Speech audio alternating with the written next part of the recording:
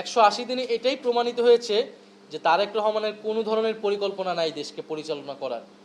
শুধুমাত্র ক্ষমতায় বসেছেন এবং পুরনো পরিকল্পনা অনুযায়ী, ফ্যাসিস্টদের পরিকল্পনা এবং নীতি অনুযায়ী তিনি দেশকে পরিচালনা করছেন, দেশকে ধ্বংসের দিকে ধাবিত করছেন। এবং আন্দোলনের বিষয় যেটা বললেন, আমরা কিন্তু গতকালকে 11 দলের বৈঠক থেকে জানিয়েছি আমাদের লং মার্চ হবে প্রায় 5 থেকে 6টি বিভাগে। এরপরে ঢাকায় মহাসমাবেশ হবে এবং সেই মহাসমাবেশের মধ্য দিয়ে কিন্তু আমরা একটা বড় বার্তা সরকারকে দিব। এরপরে আরও কঠোর আন্দোলন যদি প্রয়োজন হয় সেটার জন্য আমরা ঘোষণা দিব।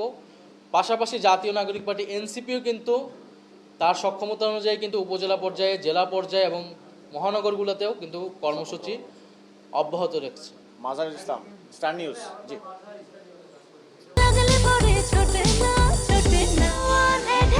সোয়ান গ্রুপের একটি পণ্য। আমরা মনে করি বিরোধী দল হিসেবে আমাদের জোট এবং বিশেষত এনসিপি একটা দায়িত্বশীল ভূমিকা গত 6 মাসে পালন করেছে। আমরা যদি খুবই কঠোর আন্দোলন দিকে যেতাম, প্রথম থেকে সরকার বলার চেষ্টা করত যে সরকার বিরোধী দলের কারণে কোনো ধরনের কাজ করতে পারছে না, অর্থনীতি ভালো হচ্ছে না, সরকারের কিন্তু এটা বলার কোনো সুযোগ নাই। 6 মাস সরকারকে কাজ করতে সুযোগ দেওয়া হয়েছে। কিন্তু পাশাপাশি আমরা পলিসি ওয়াইজ আমাদের বিষয়গুলো বলেছি। সংসদে 2টা অধিবেশনে কিন্তু আমরা সবগুলা বিষয় ক্রমান্বয়ে তুলে ধরেছি।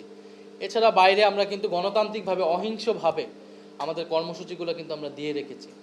ফলে আমরা মনে করি যে খুবই রেসপন্সিবল আচরণ করেছি বিরোধী দলের জায়গা থেকে। এবং আমরা প্রত্যেকটা বিষয় ভেঙে ভেঙে, আজকে প্রেস ব্রিফিংয়ে আপনারা দেখবেন যে আমরা সবগুলা বিষয় কিন্তু তুলে ধরেছি জনগণের কাছে আপনাদের মাধ্যমে।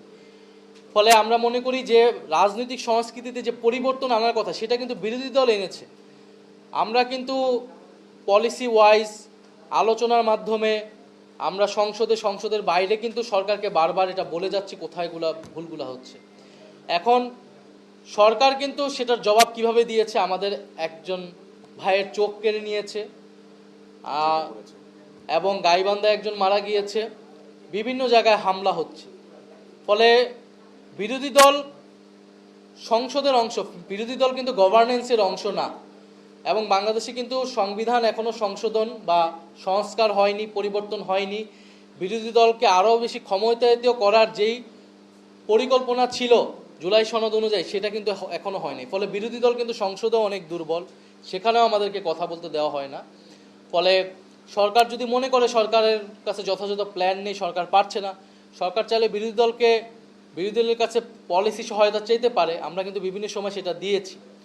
ফলে এই যে প্রচারটা যে বিরোধী দল আসলে ব্যর্থ, বিরোধী দল দুর্বল, আমরা মনে করি এটা সরকারের ব্যর্থতাকে ঢাকার জন্যই এই প্রোপাগান্ডাটা করছে। আমরা বলতে পারি বিএনপি গত 16 বছর কিন্তু ব্যর্থ একটা বিরোধী দল হিসেবে বাংলাদেশে ফাংশন করেছে। ফলে আরও 6 মাস যাক, 6 মাস যাওয়ার পরে বাংলাদেশের জনগণ বা আপনারা এটা দেখবেন যে বিরোধী দল কতটা সফল বা